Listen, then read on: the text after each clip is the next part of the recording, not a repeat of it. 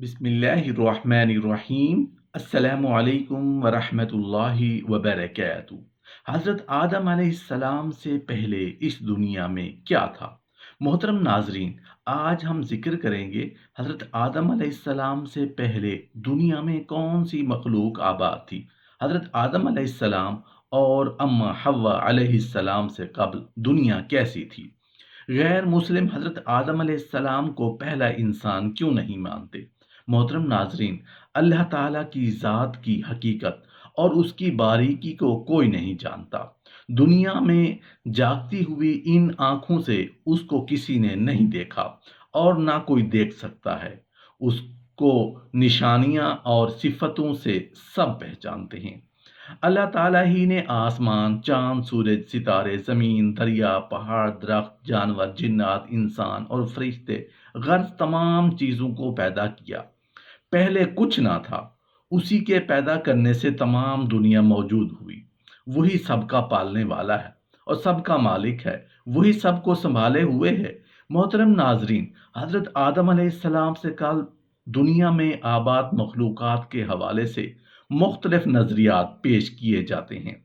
ईसाई और यहूदी साइंसदानों का ये कहना है कि हज़रत आदम अलैहिस्सलाम से पहले ज़मीन पर डायनासोर्स आबाद थे और इंसानों की आबादी के बाद उनकी नस्लें ख़त्म होने लगीं। जबकि कुछ माहिरीन के मुताबिक हज़रत आदम अलैहिस्सलाम से पहले इस ज़मीन पर इंसानों जैसी ही एक मखलूक आबाद थी, जिनकी बाक़ियात और ढांचे मिल चुके हैं, जिस पर यह ख्याल किया जाता है कि हज़रत आदम अलैहिस्सलाम से पहले भी इंसान इस ज़मीन पर मौजूद थे, जो बाकी उम्मतों की तरह ख़त्म हो गए या फिर ख़त्म कर दिए गए। कुछ लोगों के मुताबिक ज़मीन खलाई मखलूक़ात का मरकज़ थी, जबकि सूरतुल हूद की आयत नंबर 27 में बयान किया गया है, वही है जिसमें आसमान और ज़मीन को 6 दिनों में पैदा किया और उस वक्त उसका अर्श पानी पर था। इस आयत के मुताबिक हज़रत आदम अलैहिस्सलाम से पहले ज़मीन पर सिर्फ पानी मौजूद था। कुरान पाक ने इस हवाले से किसी भी मखलूक की तरफ इशारा नहीं किया। इससे मुताल्लिक रसूलुल्लाह सल्लल्लाहु अलैहि वसल्लम से लोगों ने सवाल किया कि ए अल्लाह के रसूल सल्लल्लाहु अलैहि वसल्लम, हज़रत आदम अलैहिस्सलाम से पहले क्या था? तो आप सल्लल्लाहु अलैहि वसल्लम ने इरशाद फरमाया कि सिर्फ अल्लाह था, ना ऊपर हवा थी ना नीचे, और अल्लाह का अर्श पानी पर मौजूद था। अल्लाह ने कलम के वजूद में आने का हुक्म दिया और फिर उसे कहा लिख।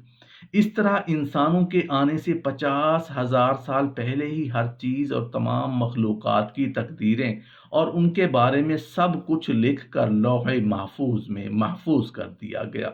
इसी तरह बुखारी शरीफ में आता है कि एक बार रसूलुल्लाह सल्लल्लाहु अलैहि वसल्लम के पास यमन से एक वफद आया और कहा कि हमें आप सल्लल्लाहु अलैहि वसल्लम से इल्म लेना है। आप सल्लल्लाहु अलैहि वसल्लम हमें बताएं कि ज़मीन पर हज़रत आदम अलैहिस्सलाम से पहले क्या था? तो आप सल्लल्लाहु अलैहि वसल्लम ने फरमाया, कुछ नहीं, सिर्फ अल्लाह था और अल्लाह का अर्श पानी पर था और लौहे महफूज में कलम से सब कुछ लिख कर महफूज कर दिया गया था।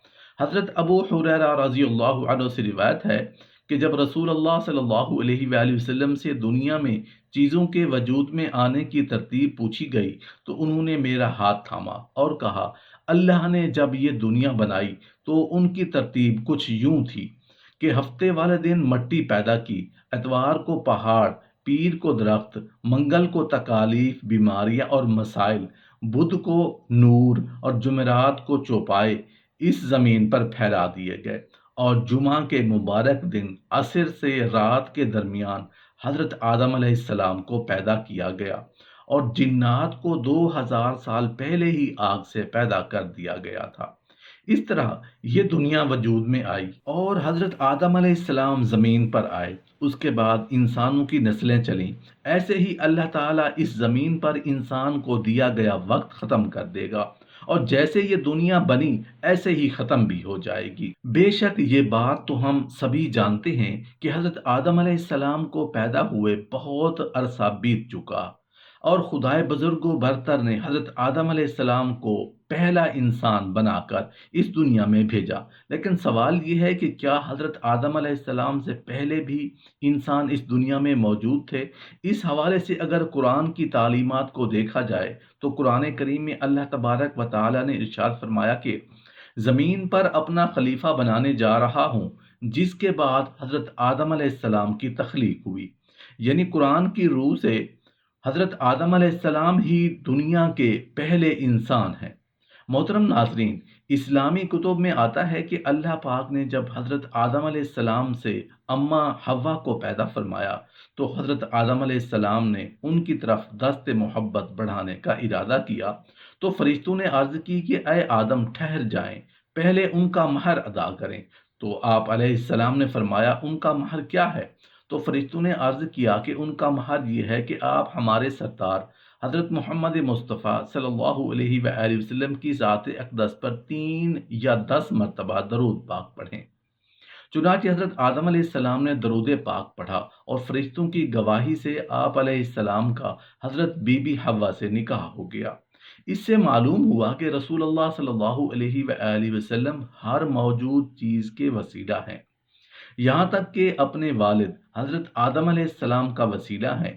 اللہ کریم نے زمین و آسمان بنانے سے پہلے فرشتوں کو پیدا فرمایا، پھر جنات کو آگ کے شعلے سے پیدا کیا گیا اور ان کے بعد انسان کو پیدا کیا گیا۔ سب سے پہلے انسان اللہ کے پیارے نبی حضرت آدم علیہ السلام ہیں، اور آپ علیہ السلام پہلے رسول بھی ہیں جو شریعت لے کر اپنی اولاد کی جانب بھیجے گئے۔ حضرت آدم علیہ السلام کے پہلے خلیفہ ہیں، جیسا کہ سورۃ البقرہ آیت نمبر 30 میں ارشاد ہوتا ہے، اور یاد کرو جب تمہارے رب نے فرشتوں سے فرمایا کہ میں زمین میں اپنا نائب یعنی خلیفہ بنانے والا ہوں۔ اس آیت کی تفسیر میں ہے کہ خلیفہ اسے کہتے ہیں جو احکامات جاری کرنے اور دیگر اختیارات میں اصل کا نائب ہوتا ہے۔ اگرچہ تمام انبیاء علیہ السلام اللہ تعالیٰ کے خلیفہ ہیں، لیکن جہاں خلیفہ سے مراد حضرت آدم علیہ السلام ہیں اور فرشتوں کو حضرت آدم علیہ السلام کی خدمت کی خبر اس لیے دی گئی کہ وہ ان کے خلیفہ بنائے جانے کی حکمت معلوم کریں اور ان پر خلیفہ کی عظمت و شان ظاہر ہو۔ محترم ناظرین، یہ بات تو آپ جانتے ہی ہوں گے کہ اللہ رب العزت نے حضرت آدم علیہ السلام کو بغیر ماں باپ کے مٹی سے پیدا فرمایا۔ آپ علیہ السلام کی پیدائش کا واقعہ بھی بے حد دلچسپ ہے۔ اللہ تعالیٰ نے حضرت جبرائیل علیہ السلام کو حکم دیا کہ زمین سے ایک مٹھی مٹی اٹھا کر لاؤ۔ حضرت جبرائیل علیہ السلام نے زمین سے مٹی اٹھانی چاہی تو زمین نے اس کا سبب پوچھا۔ آپ نے سارا واقعہ بیان کیا۔ اس پر زمین کہنے لگی میں خدا کی پناہ چاہتی ہوں اس بات سے کہ مجھ سے کچھ کم کیا جائے یا میری کوئی چیز خراب کی جائے۔ حضرت جبرائیل علیہ السلام مٹی لیے بغیر واپس لوٹ آئے اور عرض کی اے میرے رب، زمین نے تیری پناہ مانگی تو میں تیرے پاک نام اور تیری عظمت کا ادب کرتے ہوئے واپس آ گیا اور اسے پناہ دے دی۔ پھر اللہ تعالی نے حضرت میکائیل علیہ السلام کو بھیجا تو زمین نے پھر پناہ مانگی، جس پر حضرت میکائیل علیہ السلام بھی واپس آ گئے اور بارگاہ الہی میں وہی عرض کی جو حضرت جبرائیل علیہ السلام نے کی تھی۔ پھر اللہ پاک نے حضرت اسرافیل علیہ السلام کو بھیجا تو وہ بھی اسی طرح واپس آ گئے۔ پھر حضرت اسرائیل علیہ السلام کو بھیجا گیا۔ جب زمین نے ان سے پناہ مانگی تو حضرت اسرائیل علیہ السلام نے فرمایا میں اس بات سے اللہ کی پناہ مانگتا ہوں کہ اس کے حکم پر عمل کیے بغیر واپس چلا جاؤں۔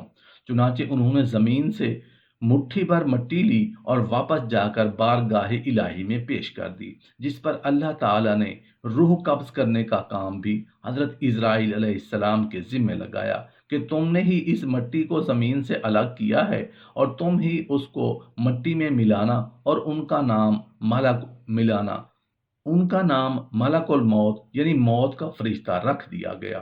حضرت ابو ہریرہ رضی اللہ عنہ سے روایت ہے کہ حضور اکرم صلی اللہ علیہ وآلہ وسلم نے فرمایا کہ جب اللہ نے حضرت آدم علیہ السلام کو پیدا کیا اور ان میں روح پھونکی تو ان کو چھینک آئی، جس پر انہوں نے الحمدللہ کہا، یوں سب سے پہلے ان کے منہ سے اللہ کی حمد نکلی۔